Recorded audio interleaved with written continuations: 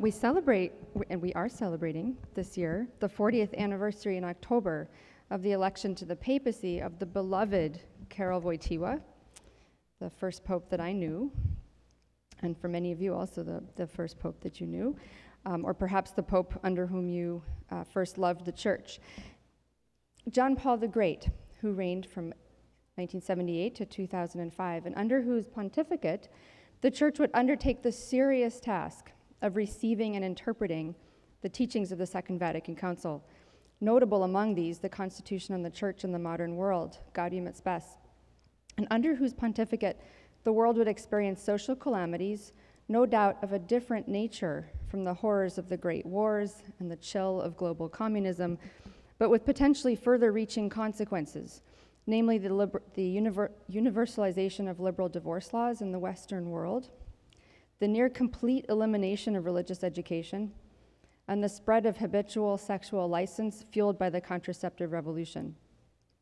John Paul the Great worried about each of these, and like the popes of the Leonine era before him, understood that chastity, marriage, and the religious education of children are of no less importance to the social magisterium than the teachings on economic matters.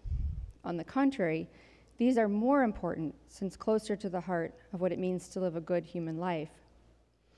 And since the collective living out of virtue in marriage and family life constitute essential prerequisites for the flourishing of social and economic life more broadly. So you can't have, in John Paul's mind, nor in Leo's, you can't have the great labor encyclicals, Rerum Novarum and Quadragesimo Anno, without the social teachings on marriage and family. Costi Connubii is pictured here. So for this reason, I'm sure that it is right to regard Familiaris Consortio, John Paul II's great encyclical on the family, as a document not unlike Rerum Novarum, where Rerum Novarum was ostensibly a response to a revolution in economic life and the consequent problem of the working class, we say, but a response aimed at the false solutions of socialism and communism. Familiaris was similarly a response to the revolutions in family life brought about by the triple threat, we might say, of divorce, hormonal contraception, and abortion.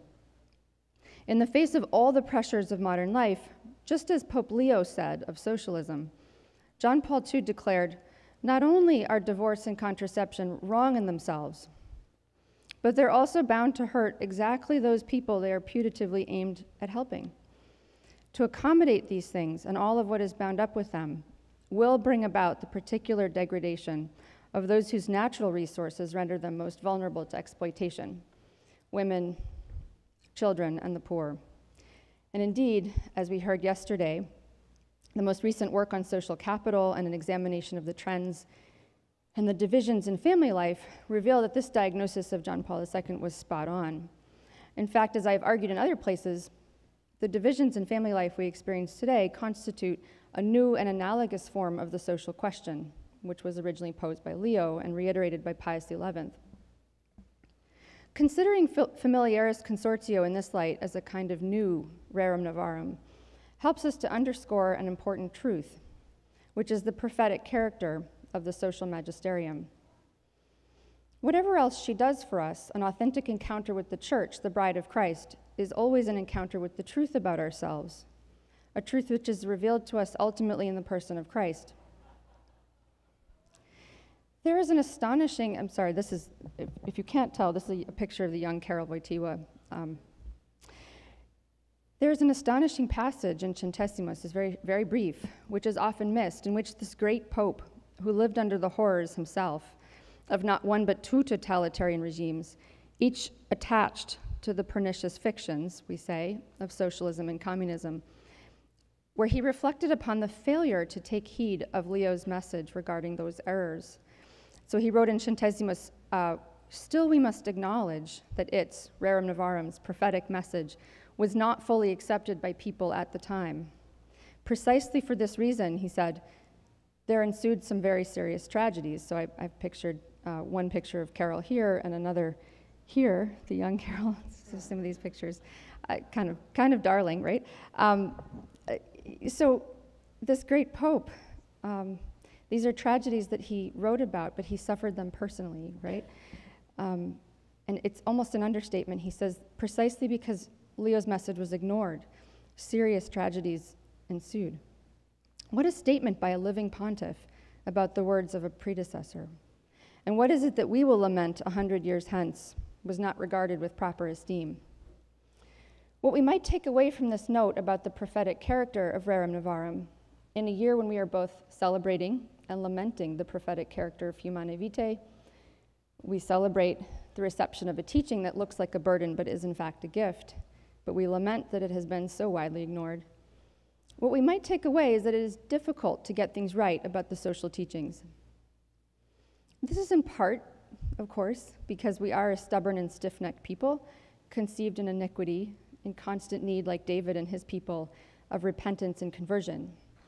We find these teachings hard, and so we try over and over again to fit them to our standards. But it is also difficult to get things right about the social magisterium because the content of the social gospel is not an abstraction. It's not a set of mere principles, but a call to live out a kind of witness in the world, to give a kind of testimony, to testify to a particular truth. This is why I will say this morning, we cannot now interpret the social magisterium without John Paul II. In every era, the church brings forth saints who testify themselves to certain realities, and after whom we are simply not free to labor in the vineyard, ignorant of their contribution. Mother Teresa of Calcutta, the angelic Dr. Thomas Aquinas, the saint of the little way, Saint Therese, these men and women lived and died, and things change. Our elder brothers and sisters in the faith, we are not free to approach now, say, the theological mysteries purely ignorant of Thomas Aquinas' corpus. In the same way, we're no longer free, I say, after John Paul II, to approach the social magisterium without his interpretation and witness. For John Paul the Great was not merely a scribe, a teacher, a kind of theorist of social realities. His remarkable life should be understood as a kind of virile, manly incarnation, a revelation in the flesh, if you will, of the social magisterium. He was the author in his person of what I'm going to call a John Pauline social doctrine. So to discover this, I want to turn to another 40th anniversary. In the next year, before we gather again here in Napa, we will have the 40th anniversary of the single most powerful example, perhaps, of John Paul the Great's incarnation of the social magisterium, his visit to Poland in June of 1979, and specifically his speech in Victory Square, Warsaw, on June 2nd. Polish throngs hail the Pope, reported the Washington Post on June 3rd, the day after. The story continued, Pope John Paul II arrived in Poland today to a welcome of profound yet dignified emotion from throngs of his countrymen and praise from the communist leadership that hailed him as a son of Poland and a man of peace.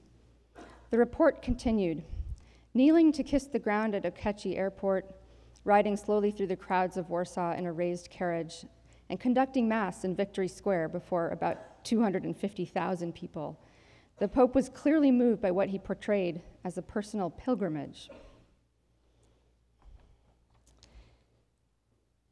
Now, a pilgrimage is defined somewhat loosely by the 1913 Catholic Encyclopedia as a journey made to some place with the purpose of venerating it, or in order to ask there for supernatural aid or discharge a religious obligation. The idea seems to originate among primitive tribesmen who journeyed to the putative birthplace of some deity to make petitions and seek favors. The encyclopedia continues, pilgrimages properly so called are made to the places where the gods or heroes were born, or wrought some great action, or died, or to the shrines where the deity had already signified it to be his pleasure to work wonders, right? So this predates, in fact, Christian tradition. Once theophanies are localized, pilgrimages follow. The authors of the encyclopedia also note that if this origin seems somewhat arbitrary or unsatisfying to us, we may instead recognize in the ancient practice and instinctive notion of the human heart.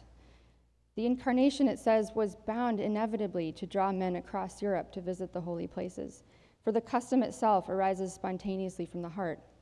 It's found in all religions. So the encyclopedia identifies here in pilgrimage, and here I have an image of John Paul visiting Auschwitz. So the encyclopedia identifies here in pilgrimage something very fundamental to human life, the need, the instinct to venerate a specific place, a land, a ground that has been sanctified or baptized, maybe by the Spirit through proximity to the divine, or by the blood of martyrs. To quote from the encyclopedia once more, the encyclopedia says, granting this instinctive movement of human nature, we should expect to find this in Christianity. In fact, that God here himself would satisfy the craving that he had himself first created. The story of his appearance on earth in bodily form, when he dwelt amongst us, could not but be treasured up by his followers, and each city and site mentioned became a matter of grateful memory to them. And then again, the more famous of his disciples, whom we designate as saints, themselves began to appeal to the devotion of their fellows.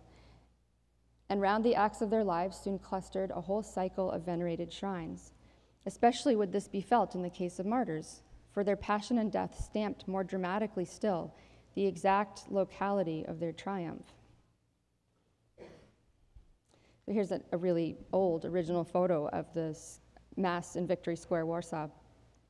So on June 2nd in 1979, when John Paul II introduced himself to the Poles, he did so in exactly this way, referring exactly to this understanding of pilgrimage that I've described. And so I'm going to read to you from his homily. So he began, "Beloved countrymen, together with you I wish to sing a hymn of praise to divine providence." Remember, the communist leaders are watching this, right? They're up watching. They're very, very concerned. "Which enables me to be here today as a pilgrim," he said. "We know," he continued, "that the recently deceased Paul VI, the first pilgrim pope, after so many centuries, ardently desired to set foot on the soil of Poland in particular, especially at Jasna Gora, and more on this later. To the end of his life, Paul VI, he kept this desire in his heart, and with it he went to the grave. And we feel that this desire, we, the pontifical we feel that this desire, a desire so potent and so deeply rooted that it goes beyond the span of a single pontificate, is being realized today in a way that it would have been difficult to foresee, right? No one would have foreseen a Polish pope. And so we thank divine providence," he says, "for having given Paul VI so strong a desire, and we thank it for the pattern of the pilgrim pope that he began with the Second Vatican Council. At a time when the whole church has become newly aware of being the people of God, a people sharing in the mission of Christ, a people that goes through history with that mission, a pilgrim people," he says.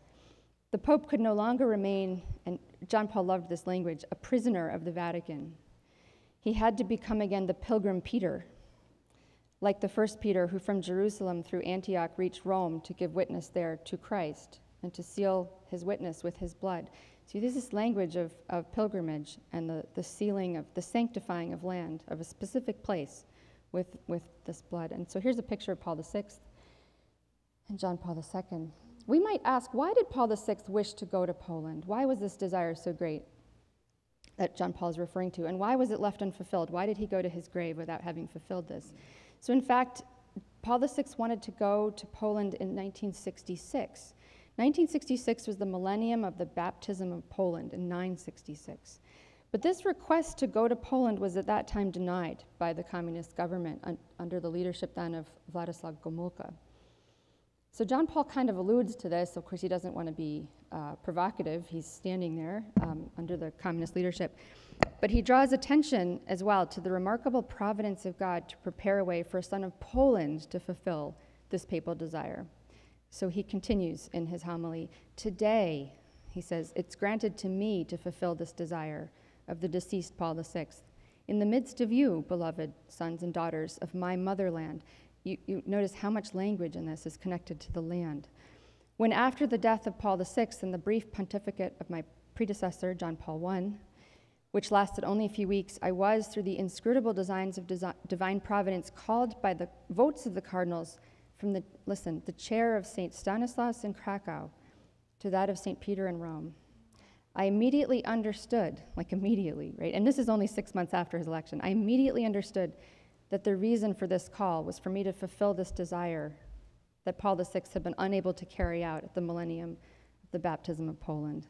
This is remarkable, right? So John Paul II describes himself following Paul VI as a pilgrim pope. Why is this interesting? So I want to suggest that the notion and the posture of pilgrimage, is exactly the key to unlocking the John Pauline social doctrine of the church. And I'm going to try to give you a sense of what I think that means, this John Pauline doctrine. To see this, we have to establish, so here's Pope Leo, we have to establish what I only hinted at before. So what exactly is the goal of the social doctrine? What is its purpose? Why do we have these teachings? So we might look at Rerum Novarum to see a pattern which comes out over and over, but John Paul helps us to unpack. There's a recipe here for a kind of what we might think of as a sound social teaching. Pope Leo XIII said at the opening of Rerum Novarum, and I'm quoting, "Some opportune remedy must be found quickly for the misery and the wretchedness pressing so unjustly on the majority of the working class." He went on then to condemn, of course, the wolf in sheep's clothing, socialism, which proposed to solve the problem, but instead, and I quote, he says, only injures those whom it would seem most to benefit. He then corrects the errors of the socialists, offering true principles in exchange for their false ones. But he doesn't stop here. This isn't an exercise in mere human prudence, and this is important. In Centesimus, reflecting back on Rerum Novarum, John Paul says of Leo, quote, "The Pope," so Pope Leo, "was very much aware that peace is built on the foundation of justice. What was essential to that encyclical was precisely its proclamation of the fundamental conditions for justice in the economic and social situation of the time. In this way, Pope Leo, in the footsteps of his predecessors, created a lasting paradigm, okay, so a recipe for the social teaching of the church." And he moves on. And then he stops, so John Paul stops at this point, and we see, okay, we intuitively know that the social teaching is here to help us solve something, right? To solve or at least improve the social conditions that we face together in solidarity, this wretchedness, right? But lest we misunderstand, John Paul says something quite remarkable immediately after this, something which helps us to understand Rerum Novarum properly, looking back. So in Centesimus then he says, "In Pope Leo's time, such a concept of the church's right and duty to say something about social matters, was far from being commonly admitted. Indeed, a twofold approach prevailed at that time. One directed to this world and this life, we might say the secular matters, to which faith ought to remain extraneous," right? So religion should not be there. "The other directed toward a purely otherworldly salvation, which neither enlightens nor directs existence on earth," right? So our piety in the church doesn't enlighten or direct anything which happens on earth. So this is your classic division, right? The Pope's approach, now John Paul says, the Pope's approach in publishing Rerum Novarum gave the church citizenship status, as it were, amid the changing realities of public life. And this standing would become more fully confirmed later. So what is John Paul saying, and why is this remarkable? So consider this from Rerum Novarum. So I'm going back to Leo now. He says, well, what I've just said, the correcting of these false principles now being established. In other words, I've explained to you on principled basis why socialism doesn't work for us. But he moves on and he says, I'm not done, right? Because he covers the rejection of socialism in about 15 paragraphs. And he has a whole bunch more to say. What else is he saying? So Leo says, we approach this subject with confidence, for no practical solution of this question, the social question, will be found apart from the intervention of religion and of the church. It is we, the church, who are the chief guardian of religion and the chief dispenser of what pertains to the church. And by keeping silent, we would seem to neglect the duty incumbent upon us. And with some emphasis, Leo says, we affirm without hesitation that all the striving of men will be in vain if they leave out the church. It's the church that insists on the authority of the gospel upon those teachings whereby the conflict can be brought to an end, or rendered at least far less bitter.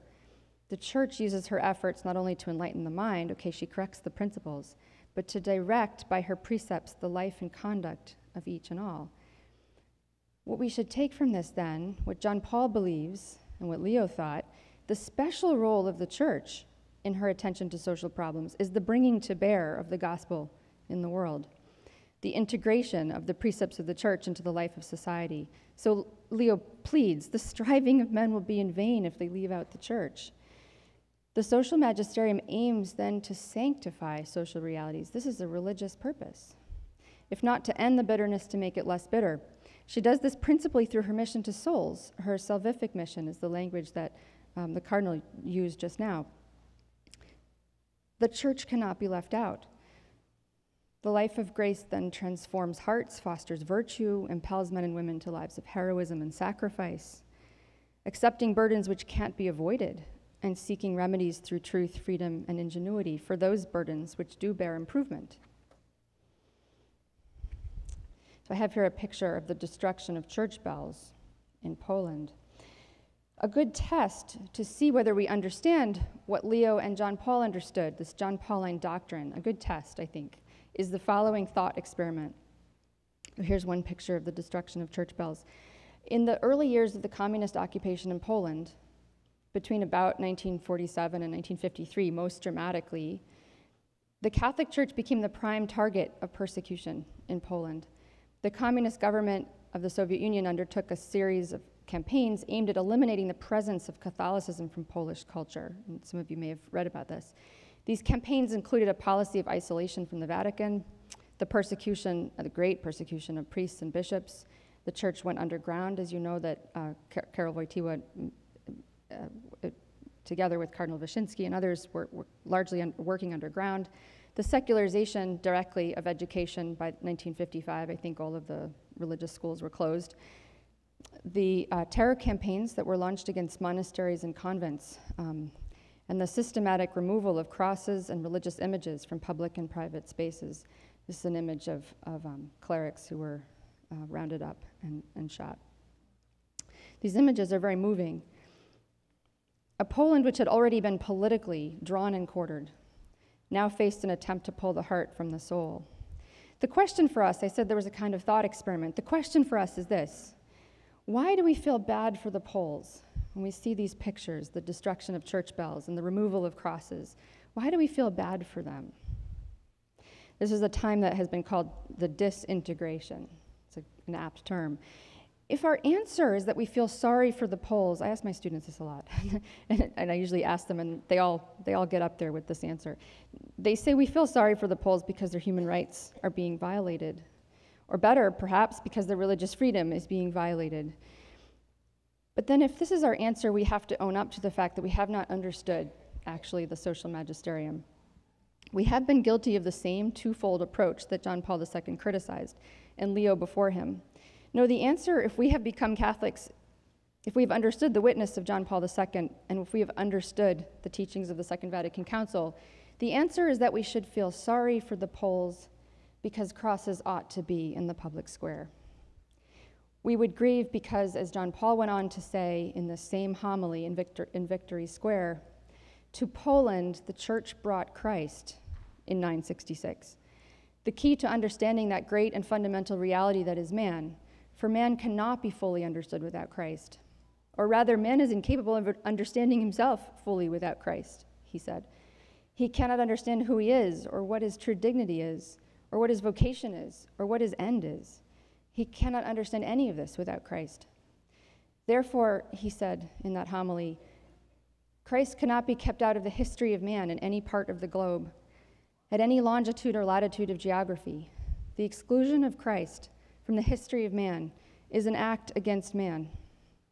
Without Christ, it is impossible to understand the history of Poland, especially the history of the people who have passed or are passing through this land. The history of people. The history of the nation is, above all, the history of people, and the history of each person unfolds in Jesus Christ. In him, it becomes the history of salvation. So let this sink in. The exclusion of Christ from the history of man is an act against man. Here, I say, is the key to understanding the visit of the Pilgrim Pope to Poland.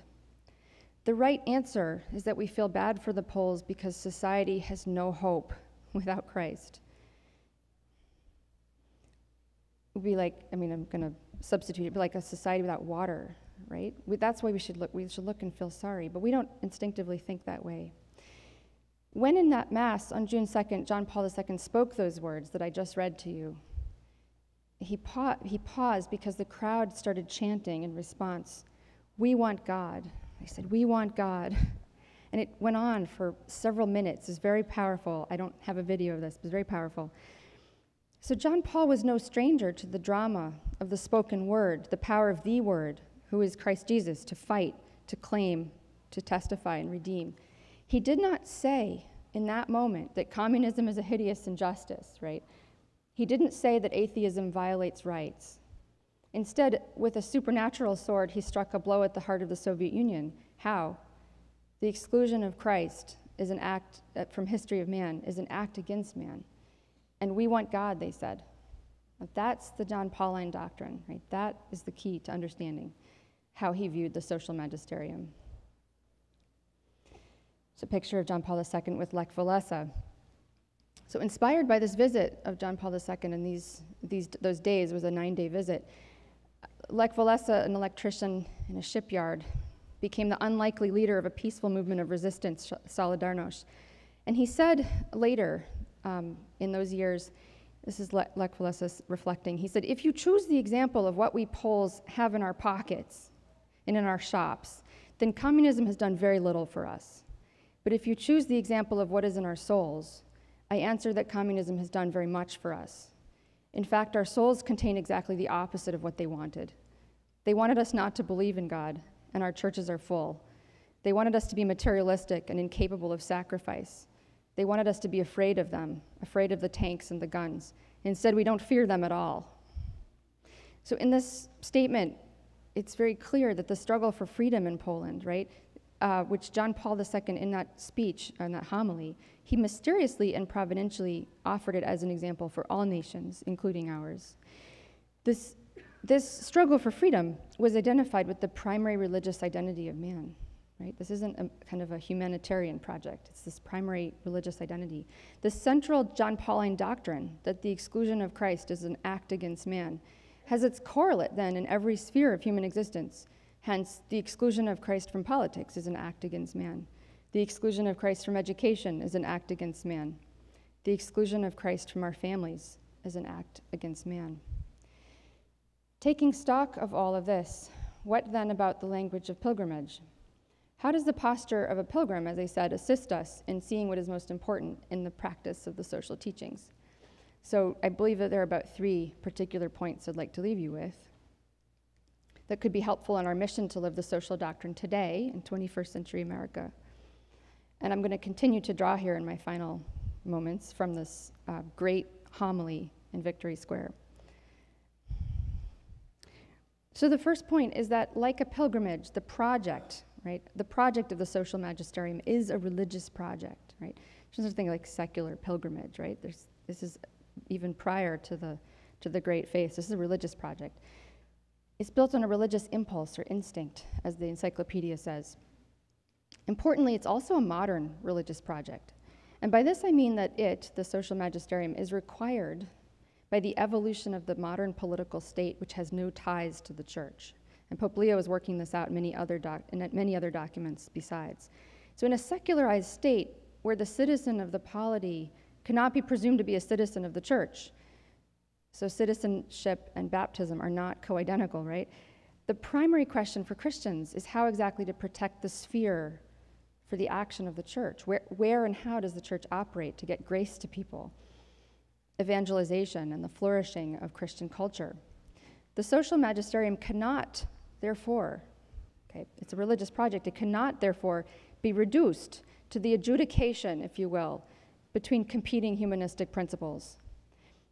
Of course, it has a lot to say about socialism and liberalism and capitalism and the development and progress of peoples, but the social magisterium is more than that, intimately bound up with the salvific mission of the church.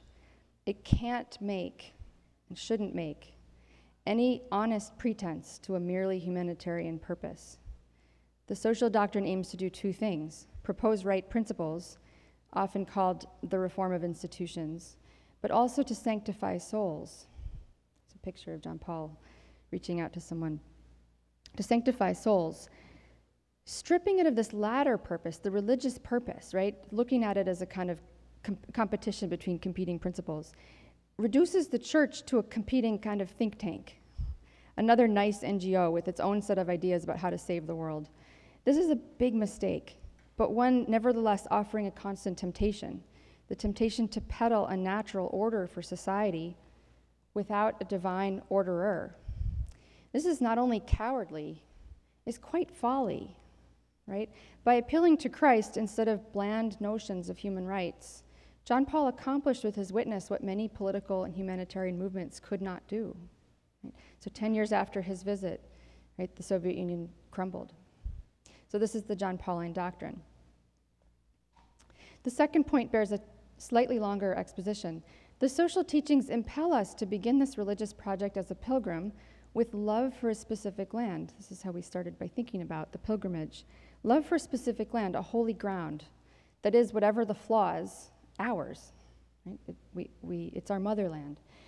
So John Paul kissed the ground in Poland because it was his motherland, but he kissed the ground in every country when he arrived, as you remember, as an example to us.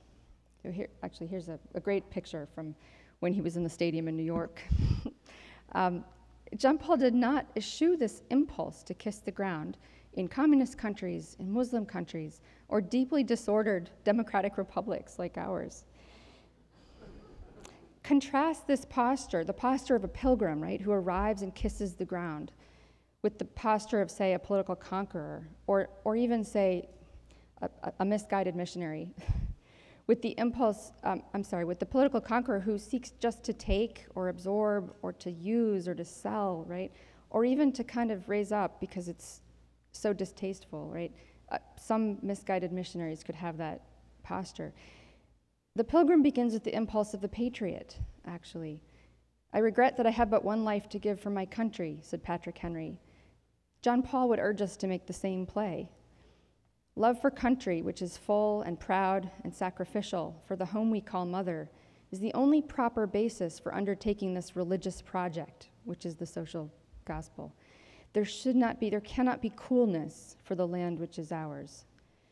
This corrective seems to me important in a political moment that tempts us to extremes and proposes that patriotism perhaps lives or dies with the person occupying the White House or the composition of the Supreme Court. It is also important in light of the good and healthy tension which does exist in the Christian tradition, in which we recognize that this is not our final home. We are always strangers and sojourners in some sense. But these are sentiments aimed at refining our desire for God, right, and helping us to pass the time in this vale of tears. They are not sentiments, however true they are, meant to put us off from the sacred duty to love the land which is ours, and to love it with a transformative love, a love which may, in particular times, require the full measure of our sacrifice. On this point, I can think of no better exposition than Chesterton's. And so here I will quote him in full from Orthodoxy. So I have here kind of a funny old map of London. And this is a quote from Orthodoxy where Chesterton reflects on a very poor, desperate section of London. And to give you an image of what he had in mind, there are lots of these sorts of images. And I was arguing with my research assistant about which ones looked most desperate. And I said, well, actually, their dresses look great. But in fact, she pushed back and she said, no, in fact, here's one. She said, look at the shoes here. And she said, for these photos to be taken, they had to pose for a long, long time, and they put on their best clothing. And so, you see this. So this is this kind of poverty to which, Rerum Novarum is addressing at the time, this sort of social question, the poverty in London. And so Chesterton comments on this. He says, suppose we were confronted with a desperate thing. This section of London was called Pimlico. He says, if we think what's really best for Pimlico, right, we shall find the thread of thought takes us to the throne of the mystic and the arbitrary, kind of abstract things. It's not enough, he said, for a man to look at this and disapprove. In that case, he will merely cut his throat, perhaps, or move to Chelsea, right? Nor certainly is it enough for a man to approve. of Pimlico. For then it just remains like this, right? Which would be awful, he says. The only way out of it seems to be for somebody to love Pimlico, to love it with a transcendental tie and without any earthly reason. If there arose a man who loved Pimlico, then Pimlico would rise into ivory towers and golden pinnacles. If men loved Pimlico as mothers love children, arbitrarily, because it is theirs, Pimlico in a year or two might be fairer than Florence. Some readers will say that this is a mere fantasy. I answer that this is the actual history of mankind. This, as a fact, is how cities did grow great. Go back to the darkest roots of civilization, and you will find them knotted round some sacred stone or encircling some sacred well. So this should conjure these ancient images of pilgrimage, right? There's something is sacred in what we have. He says, people first paid honor to a spot and afterward gained glory for it. Men did not love Rome because she was great. She was great because they had loved her. And so I kind of want to inspire our thinking about this country. So curiously, an interesting consequence of the John Pauline doctrine is that there is no country that isn't worth dying for. Rather, any country can be made worthy in the simultaneous act of dying for her. And we know, I'm not going to go into, there are many ways of dying for your country, right? Beginning with life of prayer. John Paul said as much, in fact, in his address at the reception of the credentials of Lindsay Boggs as ambassador of the U.S. to the Holy See in '97. He said, the commitment of the founders, your founders, to build a free society with liberty and justice for all must be constantly renewed if the United States is to fulfill the destiny to which the founders pledged their lives, fortunes, and sacred honor. As many of the founders did die, in fact, and the militiamen of the Revolution and the men and boys of the Civil War, indeed as the members of Solidarity Party risked their lives, the John Pauline doctrine says, we must be willing to die for the religious purpose of the evangelical mission of the church, a purpose which is advanced through love of country.